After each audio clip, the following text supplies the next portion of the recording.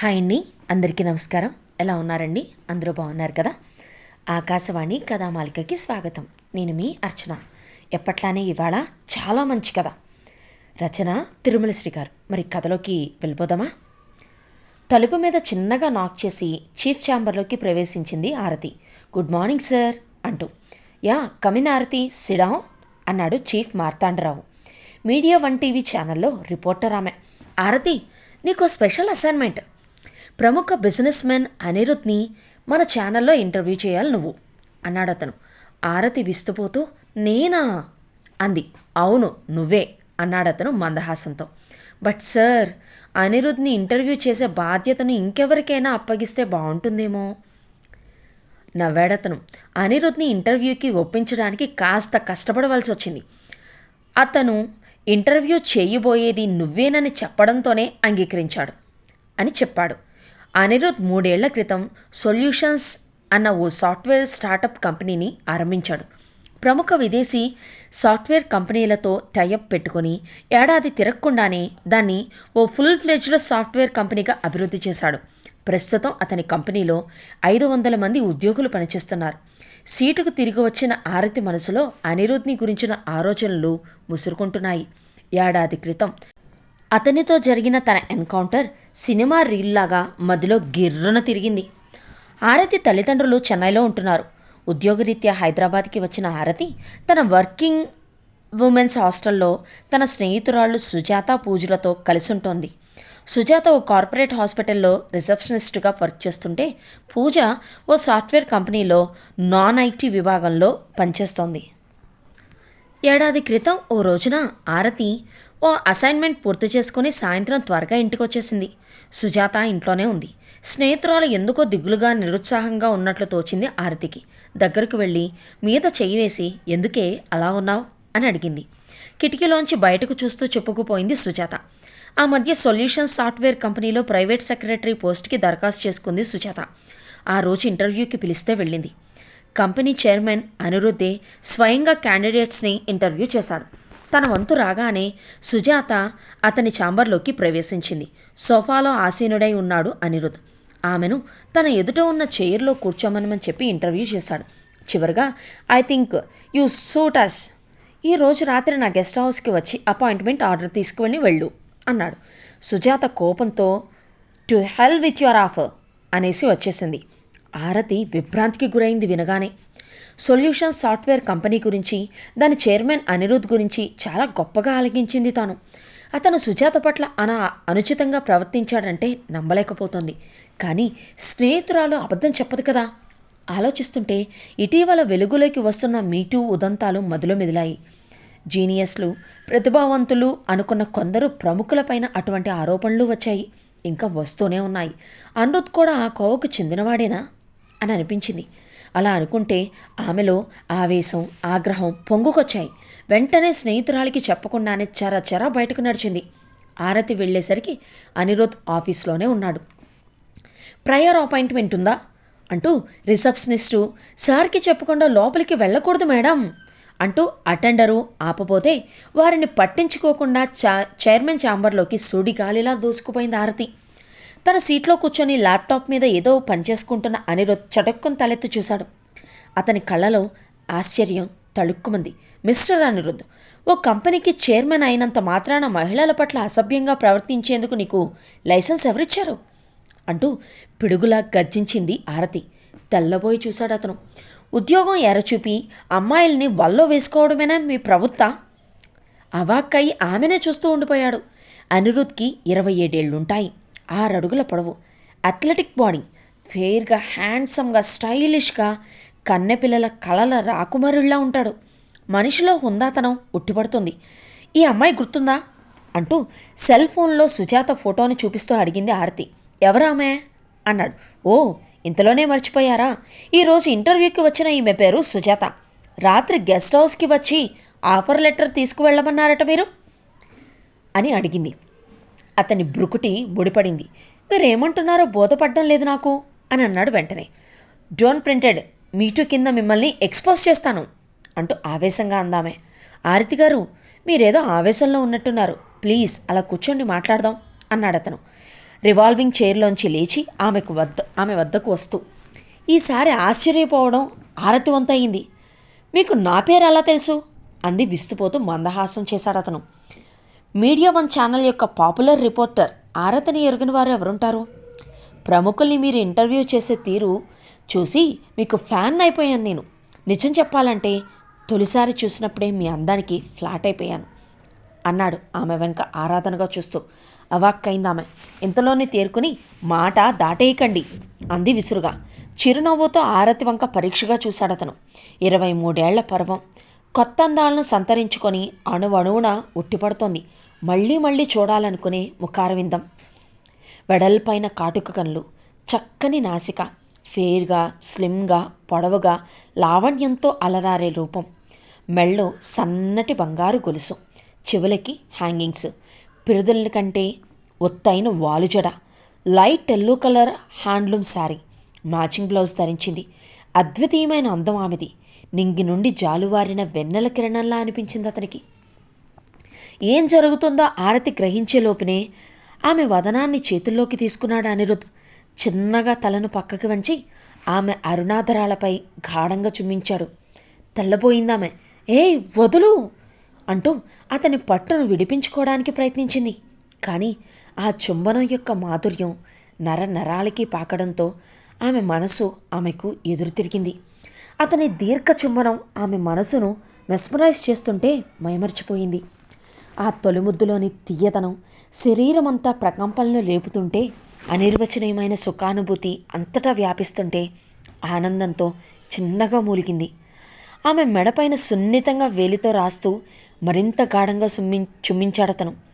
ఆ మధురానుభూతికి ఆమె అరుణాధరాలు పుష్పంలా విచ్చుకున్నాయి. ఆర్తిగా అతని పెదాలతో పోటీపడ్డాయి. అప్రయత్నంగా ఆమె చేతులు అతని వీపిని పెనవేసుకున్నాయి. ఇద్దరూ మైమరిచి అలా ఎంతసేపు ఉండిపోయారో తెలీదు. టేబుల్ మీద ల్యాండ్లైన్ మోగడంతో ఉలిక్కిపడి విడిపోయారు. సారీ అన్నాడు అతను ఆమె కన్నులతో కొంటెగా చూస్తూ. కనికట్టు ప్రభావం తొలగిపోయినట్లు హఠాత్తుగా ఆ మెస్మరైజింగ్ స్థితి నుండి బయటపడిందామె. అతని వంక తీక్షణంగా చూస్తూ పెదాలను చేత్తో సున్నితంగా తుడుచుకుంది. నిన్ను అంటూ ఏదో అనబోయింది, కానీ మాటలు రాలేదు. దుస్తులు సర్దుకొని అతని వంక కోపంగా చూస్తూ విసవిసా బయటికి నడిచింది. ఆమె కోపంలో అతనికి చల్లదనమే కనిపించింది. తాను అనిరుద్ని కలిసినట్టు సుజాతతో చెప్పలేదు ఆరతి. జరిగిందంతా ఓ మధుర స్వప్నంలాగా ఉంది ఆమెకి. ఓ పక్క అనిరుద్ చొరవకి విపరీతమైన కోపంగానూ ఉంది. మరోపక్క తొలి ముద్దు కలగచేసిన అనుభూతిని తలుచుకొని ఆమె కన్న మనసు పరవశిస్తోంది. గాల్లో తేలాడుతోంది.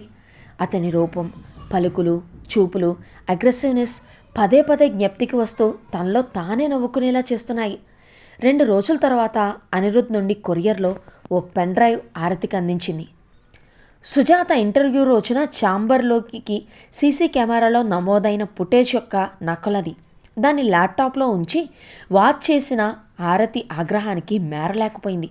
ఆ క్షణంలో సుజాత అక్కడ ఉన్నట్లయితే ఆమె చెంపలు ఎడాపెడా వాయించేసేదే. సుజాతను అనిరుద్ధే ఇంటర్వ్యూ చేశాడు. ఎంతో మర్యాదగా, డిగ్నిఫైడ్గా ఆమెతో సంభాషించాడు. సుజాత ఇంటర్వ్యూని సరిగా చేయలేదు. అడిగిన ప్రశ్నలకి సంతృప్తికరమైన సమాధానాలు ఇవ్వలేకపోయింది. చివరగా, ఓకే సుజాత గారు, మీ సర్వీసెస్ని ఉపయోగించుకునే అదృష్టం మా కంపెనీకి లేనట్టుంది.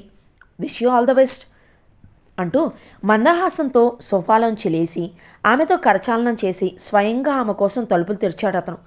సుజాత గదికి వచ్చాక నిలదీసింది ఆరతి. నాతో లేనివి కల్పించేందుకు చెప్పావే అని. సమాజంలో పేరు ప్రతిష్టలున్న ఓ పెద్ద మనిషి పైన అపాండాలు వేయడానికి నీకు ధైర్యం ఎలా వచ్చింది? నీ ఆరోపణలు ఎంత తీవ్రమైనవో ఆలోచించావా అంటూ కోపంతో కడిగేసింది. లైట్ తీసుకోవే ఆరతి, ఆ రోజు తేదీ ఏంటి? నిన్న ఏప్రిల్ ఫూల్ చేయడానికి అలా చెప్పిందిలే అంది పూజ. ఏప్రిల్ ఫూలా అంటూ తెల్లబోయింది ఆరతి. సారీనే ఆరతి, నువ్వు నిజంగానే నమ్మేసి వెళ్ళి అతన్ని కుమ్మేసి వస్తావని నాకేం తెలుసు అంది సుజాత తేలిగ్గా. హారతికి ఒళ్ళు మండిపోయింది. అతను మంచివాడు కాబట్టి నిజం ఏమిటో నిరూపించేందుకు ఆ ఫుటేజ్ను పంపించాడు. మరొకరైతే నీ మీద పరువు నష్టం దావా వేసి జైలుకి పంపించేవాడు అంది తీక్షణంగా. హారతి మనసంతా చికాగ్గా అయిపోయింది. స్నేహితురాలి మాటలు నమ్మి అతన్ని అనరాని మాటలు అంది తాను. అయినా కోపగించుకోలేదు అతను. వెంటనే వెళ్ళి అనిరుద్ధ్కి క్షమాపణలు చెప్పుకోవాలని నిశ్చయించుకుంది. అయితే సొల్యూషన్స్ కంపెనీకి వెళ్ళిన ఆరతి రిసెప్షనిస్ట్ చెప్పిన సమాచారం ఆలకించి విస్తుపోయింది. ఆ రోజు ఉదయమే అనిరుద్ ఆర్మీలో టెంపరరీ కమిషన్ నిమిత్తం ఢిల్లీ వెళ్ళాడు. 6 మాసాల వరకు తిరిగిరాడు. 2 ఏళ్లకోసారి అతను ఆర్మీలో చేరి 6 నెలల పాటు దేశ సరిహద్దుల్లో సర్వీస్ చేసి వస్తూ ఉంటాడు. ఇక ప్రస్తుతం మీడియా వన్ టెలివిజన్ ఛానల్ స్టూడియోలో ఆరతికి ఎదురుగా కూర్చున్నాడు అనిరుద్. అతని చూపులు ఆరాధనగా ఆమెనే చూస్తున్నాయి. చూసింది చాలు కానీ కాస్త స్పృహలోకి రండి, ఇది లైవ్ టెలికాస్ట్ అంది ఆరతి చురుగ్గా చూస్తూ. కెమెరాలు ఆన్ అయ్యాయి. ఇంటర్వ్యూ ఆరంభమైంది. అనిరుద్ని అతని ప్రొఫెషన్కి సంబంధించిన ప్రశ్నలు అడుగుతోంది ఆరతి. తను సమాధానాలు ఇస్తున్నాడు అతను. విట్టిగా ఆసక్తికరంగా సాగింది ఇంటర్వ్యూ. అనంతరం tell me one thing mister Anirudh, మీరు 2 ఏళ్లకోసారి ఆర్మీలో చేరి 6 నెలల పాటు సర్వీస్ చేసి వస్తుంటారట, నిజమేనా అడిగింది ఆరతి. ఎస్, దేశం నాకెంతో ఇచ్చింది. దేశానికి నేను కొంతైనా తిరిగి ఇవ్వాలన్న తపన. కేవలం కొందరికి ఉద్యోగ అవకాశాలను కల్పించడంతో సరిపోదనిపించింది. అందుకే వీలైనప్పుడల్లా మన వీర సైనికులతో పాటు దేశ రక్షణలో పాల్గొనాలన్న ఆశయమే నన్ను అందుకు ప్రేరేపించింది. ఆర్మీలో పనిచేయడం వల్ల క్రమశిక్షణ పెరుగుతుంది. శత్రువుల నుండి, విదేశీ ఉగ్రవాదుల నుండి దేశం ఎదుర్కొంటున్న ప్రమాదం గురించి తెలుస్తుంది. దేశ రక్షణ కోసం మన వీర జవాన్లు అత్యంత క్లిష్ట పరిస్థితుల్లో నిధులను నిర్వహించడం గురించిన అవగాహన పెరుగుతుంది. దేశం పట్ల భక్తి, గౌరవాలు ఇనుమడిస్తాయి అంటూ చెప్పాడతను. అందుకే డిఫెన్స్ మినిస్ట్రీ నుండి ప్రత్యేక అనుమతిని పొందాను నేను. చదువుకునేటప్పుడు పొందిన ఎన్సీసీ శిక్షణ ఇప్పుడు ఉపకరిస్తుంది నాకు అని చెప్పాడు. కొన్ని నెలల పాటు మీరు దూరంగా ఉంటే మీ బిజినెస్ దెబ్బతింటుందనుకుంటున్నారా, తినదనుకుంటున్నారా అని అడిగింది. నో, నా యాబ్సెన్స్లో కూడా కంపెనీని సవ్యంగా నడిపించే సమర్థులైన స్టాఫ్ ఉండడం నా అదృష్టం అన్నాడు. అలాగే మీ సంపాదనలో కొంత చారిటీకి ఉపయోగిస్తారని తెలుసు. కానీ మీరు అప్పుడప్పుడు వారం రోజుల పాటు అదృశ్యమైపోతూ ఉంటారని, ఎక్కడికి వెళ్ళేది ఎవరికీ తెలియదని చెప్తూ ఉంటారు. ఆ రహస్యం ఏమిటో మా ప్రేక్షకులతో పంచుకోవడానికి మీకు ఏమైనా అభ్యంతరమా అని అడిగింది ఆరతి. చెప్పక తప్పదా అన్నట్లు చూశాడు అతను. Okay, I will share it అన్నాడు. వీలైనప్పుడల్లా ఓల్డేజ్ హోమ్కి వెళ్ళి అక్కడి పెద్దలకి నాకు చేతనైనంత సాయం చేసొస్తుంటాను. అది గొప్ప విషయం కాదు కనుక ఎవరికీ చెప్పలేదంతే అన్నాడు. అందువల్ల మీ కొరికేదేమిటి, పబ్లిసిటీయా అంటూ కవ్వింపుగా అడిగింది ఆమె. త్రుటి కాలం ఆమె కన్నులోకి సూటిగా చూశాడు అతను. అందువల్ల ఆత్మసంతృప్తి, అనూహ్యమైన మనశ్శాంతి కలుగుతాయి, విల్ పవర్ కూడా పెరుగుతుంది అన్నాడు. Oh great. చివరిగా ఓ పర్సనల్ క్వశ్చన్, మీ బెటర్ ఆఫ్ గురించి అంటూ మందహాసం చేసింది ఆరతి. మీది లవ్ ఎట్ ఫస్ట్ సైటా అని అడిగింది. No no, love at first kiss అంటూ ఉత్సాహంగా అన్నాడు. రియల్లీ? టీసింగ్గా అడిగింది. తొలి ముద్దుకి అంతటి శక్తి ఉందంటారా అని. Any doubt?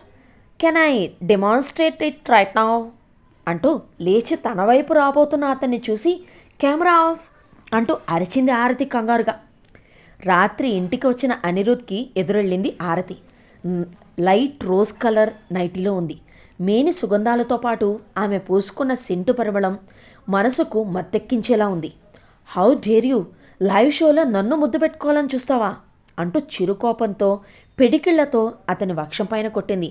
Hey wait a minute అంటూ ఆమె చేతులు పట్టుకొని ఆపి వక్షానికి హత్తుకున్నాడతను. అనిరుద్ ఆర్మీ సర్వీసెస్ నుండి తిరిగి రాగానే హారతి అంగీకారంతో, పెద్దల ఆశీస్సులతో ఇద్దరు వివాహ బంధంతో ముడిపడడం ఆమె ఎదురు చూడని విశేషం. అందుకు కారకులైన సుజాతకు ధన్యవాదాలు చెప్పుకోవాలో లేక ఏప్రిల్ 1కో తెలియలేదు ఆరతికి. ఆరతి చేతుల్లో ఎత్తుకొని లోపలికి నడిచాడు అనిరుద్. లైవ్ షోలో కేవలం డెమాన్స్ట్రేషనే అన్నాను, ఇప్పుడు నీకు రియాలిటీ షో చూపిస్తాను మై లవ్ అంటూ ఆమెను బెడ్ మీద పడేసి మీద కూరికాడు. కిలకిలమంటూ చేతులతో అతన్ని చుట్టేసి ప్రేమతో హత్తుకుపోయింది హారతి. అదే అదునన్నట్లు పెదాలు 4 ఆర్తిగా పెనవేసుకున్నాయి. అదండి కదా, నచ్చిందా? సింప్లీ సూపర్ కదా. మీకు కూడా నచ్చినట్లయితే తప్పకుండా లైక్ చేయండి. మీకు నచ్చిన వాళ్ళకి షేర్ చేయండి. మీరు లైక్ చేసి షేర్ చేస్తేనే కొంచెం మంచి కథలు మరింత మందికి చేరువవుతాయి. ఉంటానండి. మరోసారి మరో మంచి కథతోటి మీ ముందుంటాను. అంతవరకు బాయ్.